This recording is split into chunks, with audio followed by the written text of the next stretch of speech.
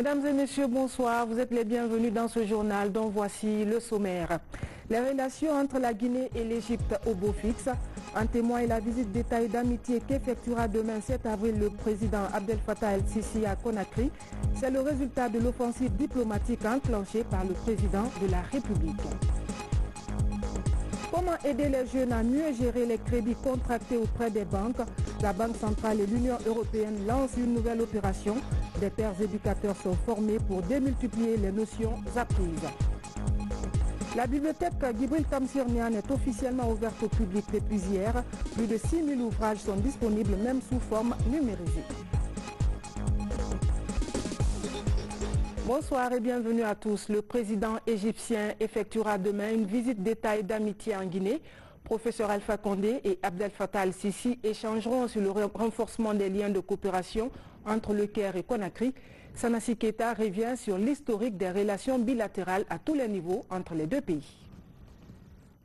La République arabe d'Égypte est un pont entre l'Afrique du Nord-Est et le Moyen-Orient. Son histoire remonte à l'époque des pharaons.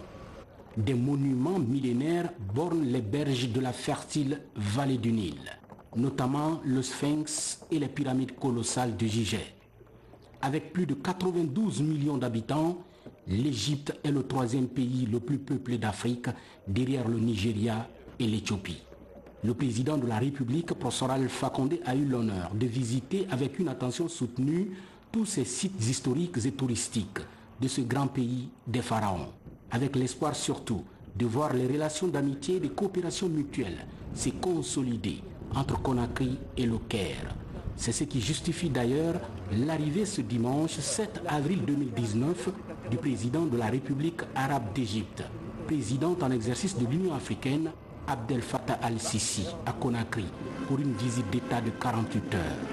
Abdel Fattah el-Sisi et professeur Alpha Condé mettront donc à profit ces 2 jours pour discuter de plusieurs questions d'intérêt commun entre Conakry et le Caire, notamment l'éducation, l'économie, l'énergie ou encore les nouvelles technologies de l'information et de la communication. Des volets importants qui avaient été âprement débattus déjà au Caire entre les 2 hommes d'État. C'était le 25 mai 2017 lors d'une visite d'État du président de la République en terre arabe d'Égypte.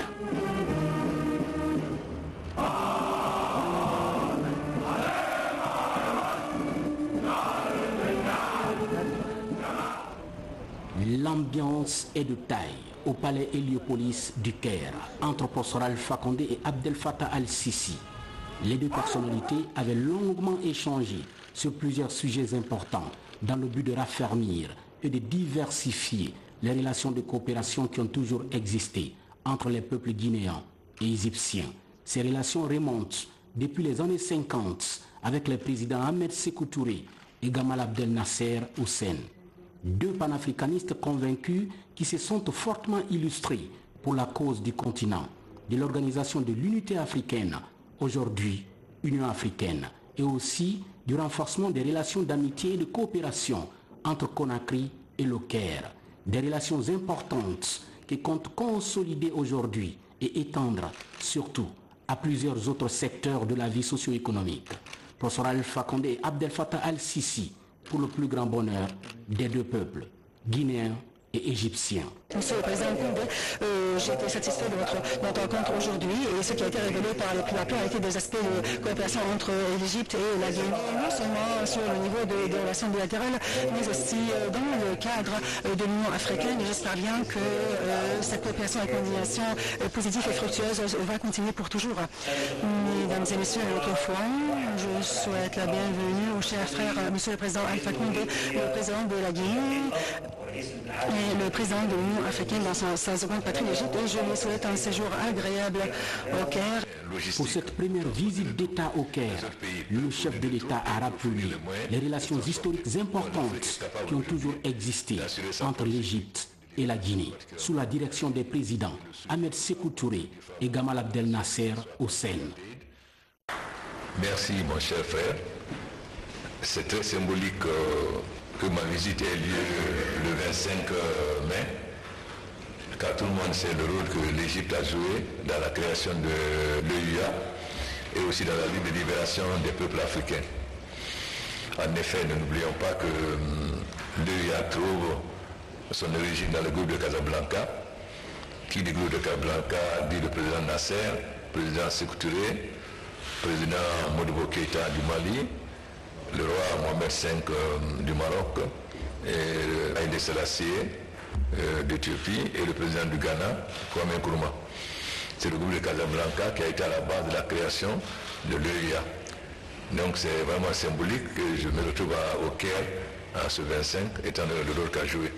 Mais aussi le rôle qu'a joué l'Égypte sous la direction du président Nasser pour la lutte de libération, particulièrement pour l'Algérie, et le soutien qu'ils ont apporté aux différents moments de libération, que ce soit contre l'apartheid ou pour la libération des anciennes colonies portugaises, etc.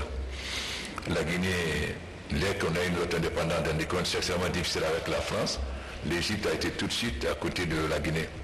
Le premier accord a été signé dès 1961 et nous avons toujours bénéficié. La première université construite à Conakry s'appelle l'université Gamal Abdel Nasser. Et nous avons échangé non seulement pour renforcer la coopération entre la Guinée et l'Égypte, nous allons tenir la commission mixte paritaire très bientôt avant la fin de l'année. Donc c'est des relations bilatérales. À l'occasion de cette visite d'État, le président guinéen a échangé longuement avec les hommes d'affaires de cette ancienne civilisation du nord-est de l'Afrique, concentrée le long du cours inférieur du Nil, dans ce qui constitue aujourd'hui l'Égypte. Plusieurs questions ont été évoquées, telles que la formation, les infrastructures routières et les nouvelles technologies de l'information et de la communication. Aujourd'hui, nous avons fait des ports en eau profonde, c'est-à-dire où des bateaux de 200 000 à 300 000 tonnes peuvent venir.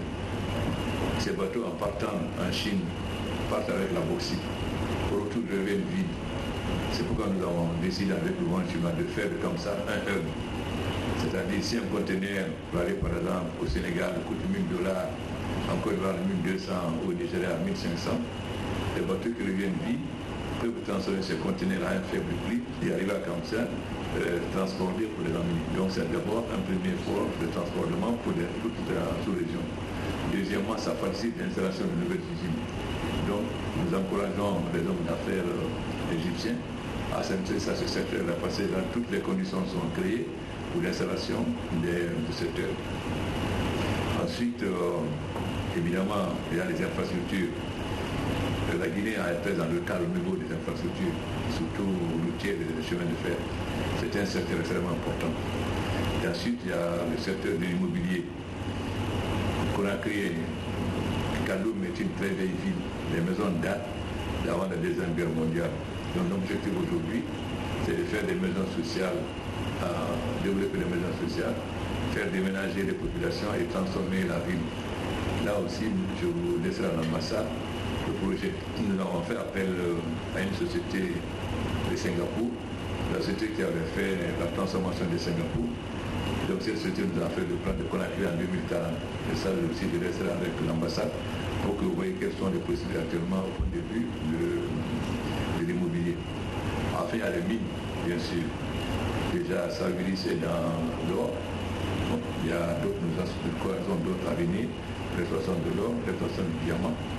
Aussi, nous avons le platine, nous avons du cuivre, nous avons de l'uranium, nous avons de l'émeraude, nous avons du rubis, nous avons le saphir, tout ça. Donc ça, c'est des secteurs de développement. Et ensuite, nous sommes en train de faire 4000 km de fibres optiques jusqu'à la fin, c'est-à-dire toutes les régions de Guinée, des moins de petits villages seront maintenant dotés de fibres optiques, c'est-à-dire que même un enfant qui est dans le village pourra avoir accès à l'informatique et à toutes les possibilités de nouvelles technologies. Voilà donc les secteurs de l'agriculture, l'agro-industrie, l'énergie, les infrastructures, les mines, les nouvelles technologies, tout ça sont des secteurs d'investissement. Notre retard est une mauvaise chose, mais je cite souvent le président Mao qui disait qu'une mauvaise chose peut être transformée en une bonne chose. Notre retard est une mauvaise chose, mais ça même pas une bonne chose. Pourquoi ? Parce que nous allons profiter des nouvelles technologies les plus avancées. Là où vous avez mis 10 ans, nous on mettra 2 ans, parce que tout ça à cause de l'accélération de l'histoire. Donc ça veut dire qu'aujourd'hui, nous avons d'immenses possibilités de transformation, parce que Au fond, nous sommes comme un nouveau-né qui bénéficie de tous les avantages de la médecine aujourd'hui. Et il ne va pas avoir le palu, il ne va pas avoir la méningie parce qu'il est mieux soigné. Voilà donc comment nous allons transformer cette mauvaise chose en une excellente chose pour la Guinée. Mais aussi, venir en Guinée, ce n'est pas seulement le marché guinéen, c'est un marché de 300 000 habitants. Parce qu'il y a la CEDEAO, et la CEDEAO, nous avons la zone libre circulation des hommes et des biens. Donc quand vous avez une usine en Guinée, vous pouvez vendre dans toute la région de la CEDEAO. En attendant que nous ayons une zone de libre-échange sur l'ensemble de l'Afrique. Le président égyptien qui séjourne en Guinée du 7 au 8 avril 2019 visitera l'université Gamal Abdel Nasser de Conakry, première université guinéenne qui porte le nom du deuxième président égyptien. Après cette institution d'enseignement supérieur, le président Al-Sisi et son homologue guinéen Prosper Alpha Condé s'y rendront à l'hôtel Sheraton pour un entretien bilatéral. Le tout sera suivi par la signature de protocole d'accord. Et puis ce communiqué dans le cadre du renforcement des liens d'amitié et de fraternité existant entre la Guinée et la République arabe d'Égypte, son Excellence le maréchal Abdel Fattah al-Sisi, président égyptien, effectuera à partir du dimanche 7 avril 2019 une visite d'État à Conakry. Sont conviés à prendre part au cérémonial d'accueil prévu à 11h15 à l'aéroport international de Conakry-Bessia les personnalités ci-après. Monsieur le Président de l'Assemblée nationale, Monsieur le Premier ministre chef du gouvernement, Monsieur le Président de la Cour constitutionnelle, Monsieur le Président de la Cour suprême, Monsieur le Président de la Cour des comptes, Madame la Présidente de la Haute Autorité de la Communication, Madame la Présidente du Conseil économique et social, Monsieur le Médiateur de la République, Monsieur le Grand Chancelier des Ordres nationaux de Guinée, Monsieur le Président de la Commission électorale nationale indépendante, Monsieur le Président de l'Institution nationale indépendante des droits de l'homme, Monsieur le chef de file de l'opposition, Mesdames et Messieurs les membres du gouvernement, Mesdames et Messieurs les ministres conseillers membres du cabinet présidentiel, Monsieur le chef d'état-major général des armées, Monsieur le haut commandant de la gendarmerie nationale, Messieurs les chefs des états-majors des armées de terre, de l'air et de la marine nationale, Messieurs le chef d'état-major particulier de la présidence de la République, Mesdames et Messieurs les directeurs généraux de la police, de la douane et des conservateurs de la nature, Mesdames et Messieurs les chefs des missions diplomatiques et les représentants des organisations internationales, Monsieur le gouverneur de la ville de Conakry. Conakry le 6 avril 2019, signé Mamadi Senkoum Kaba, ambassadeur directeur du protocole d'État.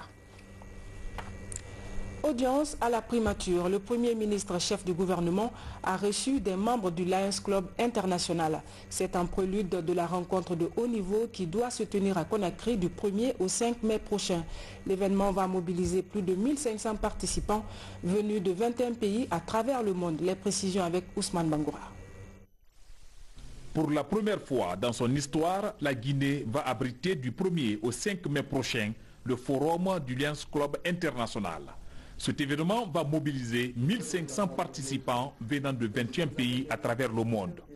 C'est en prélude de ce grand rendez-vous de Conakry que les membres de la région 16 sont venus chez le Premier ministre pour lui faire part de l'organisation de cette rencontre.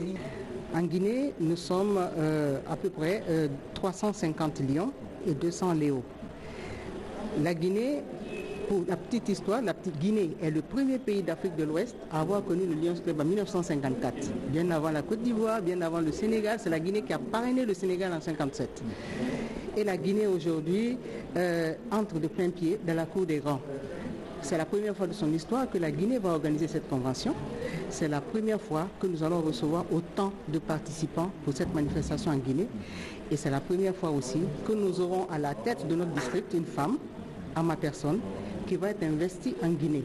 Donc c'est un double honneur qui est fait à la Guinée, non seulement d'abriter la convention, et aussi d'investir la première femme du district 403A1, qui compte 8 pays.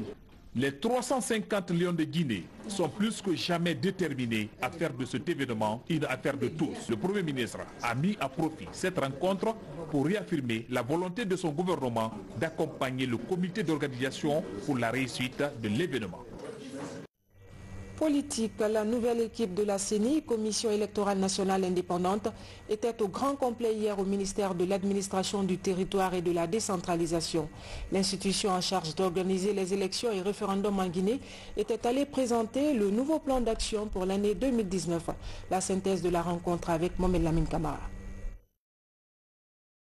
La Commission électorale nationale indépendante, CENI, poursuit sa série de prises de contact avec les acteurs impliqués dans le processus électoral. Ici, au ministère de l'administration du territoire, l'organe de gestion des élections est venu dévoiler son nouveau plan d'action. Un plan qui s'articule autour de 4 axes prioritaires. Nous avons mis à profit cette visite de courtoisie pour évoquer avec Monsieur le ministre et l'ensemble des cadres de son département un certain nombre de plaidoyers que nous avons lancés depuis quelques jours, depuis quelques semaines maintenant, sur le rapport d'audit qui doit faire l'objet de discussions au comité de suivi. Il a été également question autour de notre entretien de l'utilisation de la technologie, des nouvelles technologies dans les élections dans notre pays. Nous avons lancé un plaidoyer depuis quelques jours dans ce sens-là auprès des acteurs politiques et nous ne doutons pas un seul instant que nous serons accompagnés dans ce sens-là. Il y a également d'autres sujets comme la représentativité des acteurs politiques dans les structures de base de la CENI, le financement des partis politiques. Cette nouvelle équipe de la Commission électorale nationale indépendante compte renforcer la collaboration avec son partenaire technique. À travers cette démarche, la CENI et ses partenaires entendent agir en toute transparence tout le long du processus électoral. Nous avons réitéré au nom du gouvernement la disponibilité du ministère de l'administration du territoire et de la décentralisation à jouer sa prestation dans toute l'acceptation honorifique du terme au nom du gouvernement pour que l'accompagnement du gouvernement guinéen à travers le BATD soit un accompagnement efficace et efficient à la Commission électorale nationale indépendante. Sur la question de la mise en œuvre des recommandations de l'audit du fichier électoral biométrique, le ministre Bourema Condé, président du comité de suivi de l'accord politique, a promis de réactiver très rapidement de nouvelles concertations. Des sessions de travail vont également aborder le reste des points à honorer pour le bonheur des populations guinéennes. Comment aider les jeunes à mieux gérer les crédits contractés auprès des banques? C'est l'objectif d'une nouvelle opération pilotée par la Banque centrale et l'Union européenne. Des représentants de microfinance et organisations locales sont déjà formés sur le sujet. Leur rôle, jouer aux pères éducateurs auprès d'un maximum de jeunes à travers le pays. On en sait plus avec Bernard Tanguino. Comment limiter la migration irrégulière et réussir la réintégration des migrants revenus au pays? La question interpelle les États partenaires au développement. En Guinée, le programme du Fonds fiduciaire d'urgence de l'Union européenne est en cours d'exécution à cet effet. Exécuté par l'UNCDF, le programme opte pour l'éducation financière des jeunes pour leur permettre d'épargner et mieux gérer les crédits qui leur seront alloués par les microfinances. On a commencé par l'identification de comportements actuels pour les jeunes et il y a 2 comportements qui ont été identifiés. Les clés, c'est d'abord par rapport à l'épargne et d'un autre côté par rapport à la gestion du crédit. Donc le comportement, c'est comme les jeunes n'épargnent pas, d'accord? Donc le changement de comportement qu'on veut avoir, c'est comment faire pour que les jeunes puissent commencer à épargner et augmenter leur épargne. Le programme Intégra mobilise plusieurs acteurs pour développer une culture d'épargne et de gestion judicieuse des crédits. Les microfinances et institutions bancaires, parties prenantes du programme, s'engagent à faciliter désormais l'accès des jeunes aux services financiers. Nous, en tant que Banque centrale, nous œuvrons à encourager toute initiative qui puisse permettre l'accès à une large gamme de services financiers qui sont proposés à nos jeunes et à nos populations, en tout cas, qui ne sont pas bancarisées. Nous avons aussi en fait des compétences au niveau du FONIJ dans le cadre de l'accompagnement, de la formation, surtout en éducation financière, que nous allons en fait mettre à la disposition de FINADEF pour pouvoir en fait toucher tous les jeunes qui sont sur l'axe Conakry, Kindia, Mamou, Labé. Selon les statistiques de la Banque mondiale, seulement moins de 3% des jeunes des pays sous-développés possèdent un compte bancaire. Un constat aussi réel en Guinée, le programme Integra compte inverser cette tendance à travers une éducation financière des jeunes pour leur permettre désormais de mieux épargner leurs gains. Conakry vient d'abriter la session semestrielle du comité technique de l'Association de gestion des ports de l'Afrique de l'Ouest et du Centre, une plateforme d'échange qui s'est soldée par des résolutions visant à améliorer les prestations des acteurs de la chaîne de valeur portuaire. Reportage Fodé Camara. Venus des 22 pays membres de l'Association de gestion des ports de l'Afrique de l'Ouest et du Centre, les délégués du comité technique de l'AGPAOC ont partagé les expériences sur des thématiques liées aux finances et études économiques, sans oublier la revue exhaustive des affaires administratives et juridiques. Ça s'est très bien passé, nous avions eu tout le support qui était nécessaire. Moi, ça fait plus d'une quinzaine d'années que je suis dans la mouvance. Et ben voilà, comme j'ai dit, comme durant toutes les sessions, nous avons été très bien accueillis ici, les travaux se sont très bien déroulés, le cadre, vous voyez, il est excellent. Les recommandations de Conakry qu'on a été amenés à formuler ont porté principalement, parce qu'il y avait des recommandations antérieures, mais celles qui ont été réellement formulées ici, ça concernait l'harmonisation sur les données statistiques. Il y a ça, il y a également sur le respect des statuts au niveau de l'association. C'est une association qui regroupe 22 ports de l'Afrique de l'Ouest et du Centre. Donc tous ces 22 ports se mettent ensemble pour mener des réflexions en vue de leur développement commun. 6 ans après l'organisation du 36e conseil annuel de l'AGPAOC en décembre 2013 à Conakry, la presqu'île de Kaloum a encore accueilli durant 4 jours ce forum pluriel.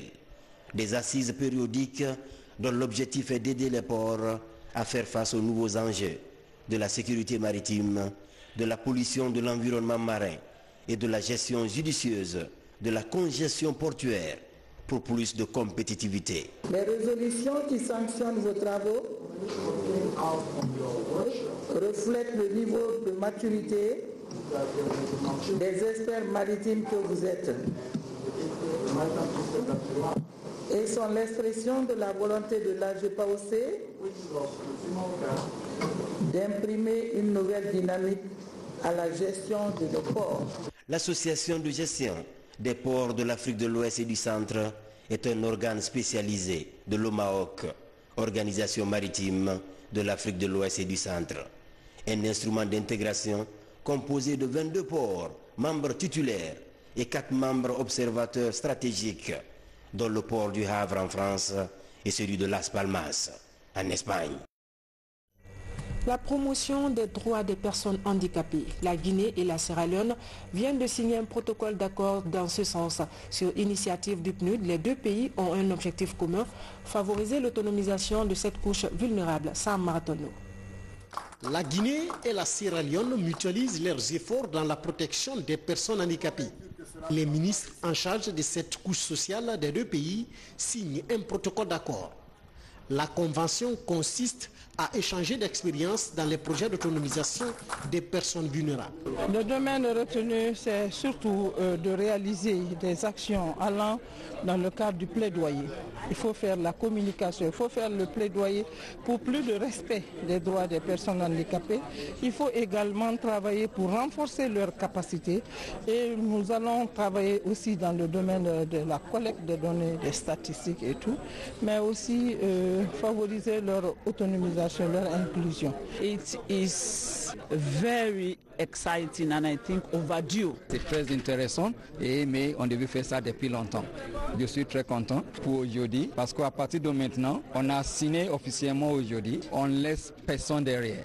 La signature de cette convention est accueillie avec joie par les associations de protection et de promotion des droits des personnes handicapées. Countries work together, they will do better things because we all have. Si nos deux pays travaillent ensemble, il est fort probable que nous puissions tirer de la rue les personnes vivant handicapées et pour qu'ils aient une meilleure vie. And be reintegrated into society.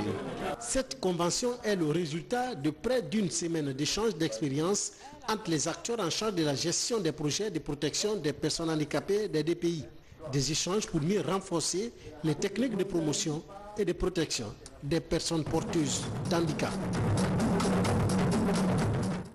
La police de proximité, le concept se concrétise peu à peu dans les établissements scolaires. Les acteurs impliqués dans le secteur étaient réunis cette semaine à Conakry pour faire le bilan des activités au lycée 2 octobre de Kalouma. Reportage Alphaïsia Gaba. Menu de livres de photos de sensibilisation, le policier référent donne des cours de citoyenneté aux élèves pour mieux lutter contre la délinquance en milieu scolaire. Ici au lycée 2 octobre de Kalouma, le projet CECID, en partenariat avec Cojinta et l'ambassade des États-Unis, font le bilan des activités de la police de proximité dans la commune. Depuis 3 ans, le projet police de proximité est mis en place dans les établissements scolaires de la capitale. Au sein de l'éducation nationale, à tous les niveaux, les policiers sont reconnus et sont repérés comme des hommes civiques. Et non seulement ils participent à la sensibilisation civique des élèves, et ils arrivent à éduquer les élèves sur le droit civique national. Nous avons constaté que les questions de citoyenneté commencent d'abord à l'école et c'est la raison pour laquelle nous avons préféré lier le policier à l'école, faire une relation entre les activités de la police et les études. Et c'est ce que nous appelons policiers référents, les policiers qui viennent interagir avec les élèves. Dans ce concept police de proximité en milieu scolaire, 2 départements sont impliqués. Il s'agit du ministère de la Sécurité et de la Protection civile et celui de l'Éducation nationale et de l'alphabétisation. L'objectif est de rapprocher les policiers des élèves pour la prévention de la délinquance en milieu scolaire. À travers l'initiative policier référent, cette police en fait est venue vers la population. À travers cette initiative en fait, nous avons su que ces policiers là étaient là pour nous soutenir, pour nous épauler. Quand nous devrions avoir peur d'aller vers eux en cas de problème. À travers cela également, il y a eu un rapprochement entre les communautés, mais également entre les communautés en fait et les policiers en quelque sorte. Ce programme policier référent de la police de proximité vient soutenir les efforts des autorités policières en termes de réforme du secteur de sécurité. Le concept est actuellement opérationnel dans les communes de Conakry et dans les préfectures de Koya et d'Ubrika. À travers cette initiative, les citoyens deviennent aujourd'hui des véritables acteurs et bénéficiaires de la sécurité publique. À présent, notre rubrique Guinée en bref, une compilation de l'actualité nationale commentée par Aboubakar Diaby.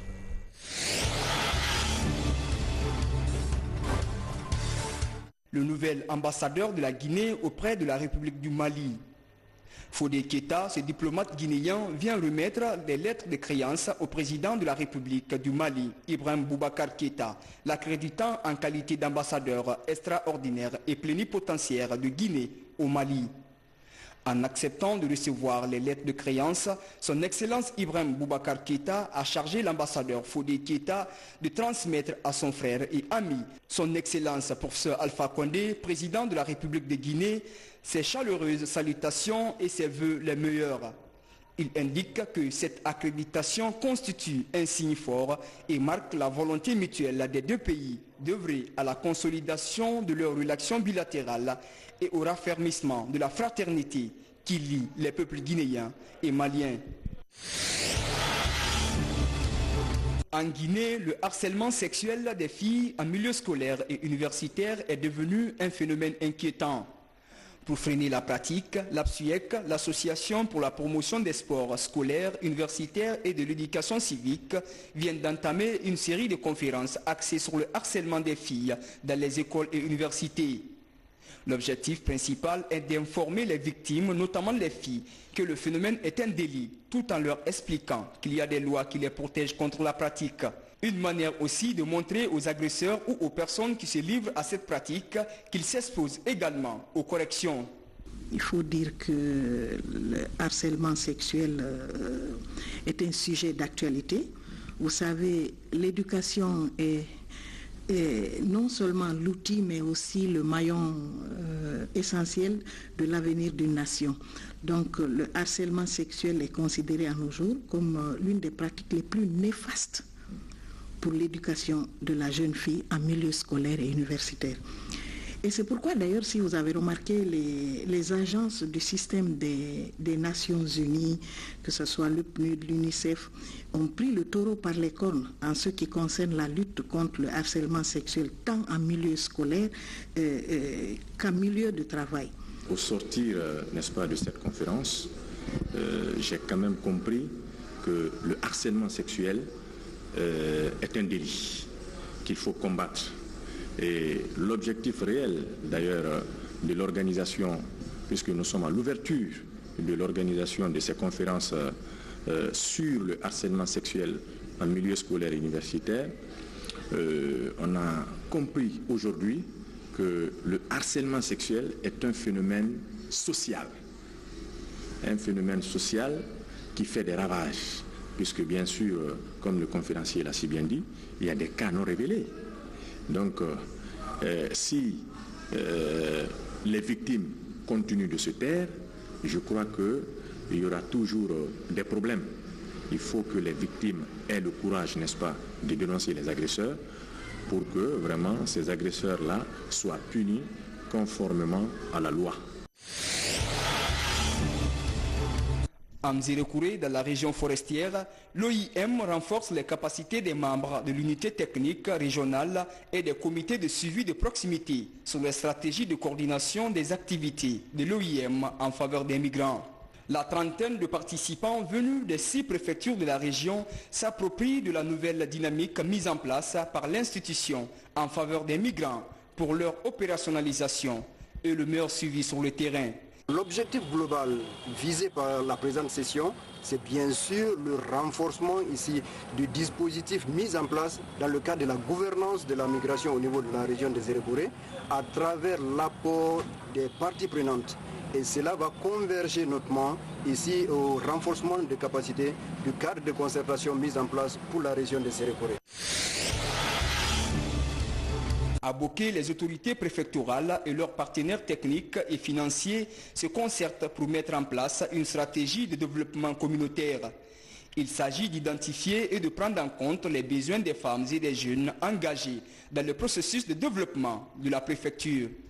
Aujourd'hui, le développement, il mérite une très grande attention. Il ne faut pas faire le développement de façon désordonnée. Déjà dans les principes et règles des communes, un principe est écrit, c'est qu'il ne peut pas y avoir de développement tant que les des conseillers libèrent. Et en délibérant, ces conseillers doivent jouer aussi la redevabilité, c'est-à-dire informer les populations sur ce qu'ils ont comme programme.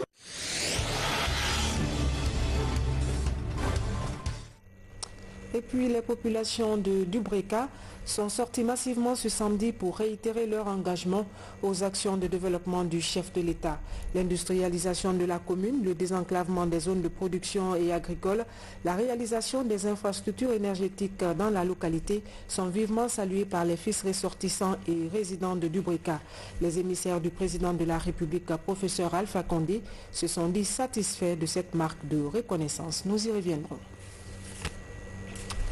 Un mot de culture pour terminer. La bibliothèque Djibril Tamsir Niane est officiellement ouverte au public pour le plus grand bonheur des lecteurs.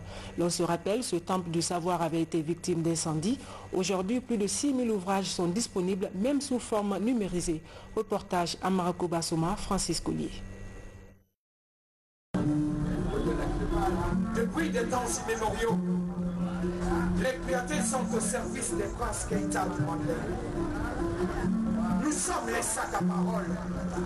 Nous sommes les sacs qui renferment des secrets plusieurs fois séculaires. Cette interprétation de l'histoire du Manding est tirée de l'œuvre de l'historien Djibril Tamsir Niane. Sa volonté de conserver la mémoire écrite de l'Afrique lui a valu le soutien du chef de l'État et des institutions internationales quand sa première bibliothèque avait pris feu. L'action du chef de l'État a eu des effets positifs immédiatement. Nous sommes aujourd'hui dans un bâtiment R2, construit dans les règles de l'art et très bien équipé. La bibliothèque Djibril Tamsir Niane renaît de ses cendres avec plus de commodité. Avant que même il n'y ait cette tragédie, enfin ce sinistre quand l'incendie, comme l'a dit le professeur Niane, il y avait plus de 10 000 ouvrages et documents écrits, sans compter les bandes sonores, etc. et tout. Bon, aujourd'hui c'est en train de se reconstituer et nous sommes déjà à près de 6 000 livres. Pour les visiteurs avertis, sa reconstruction est un ouf de soulagement.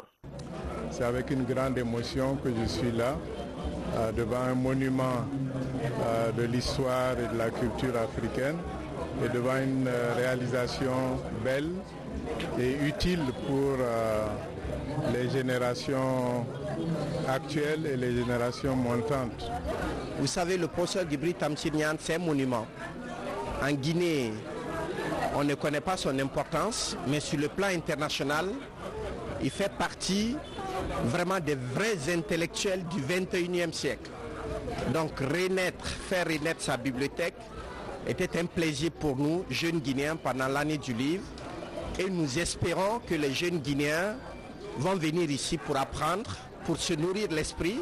6 000 ouvrages scientifiques, littéraires, historiques et des articles divers de loisirs sont disponibles dans cette bibliothèque. Leur accès est soumis à un abonnement annuel.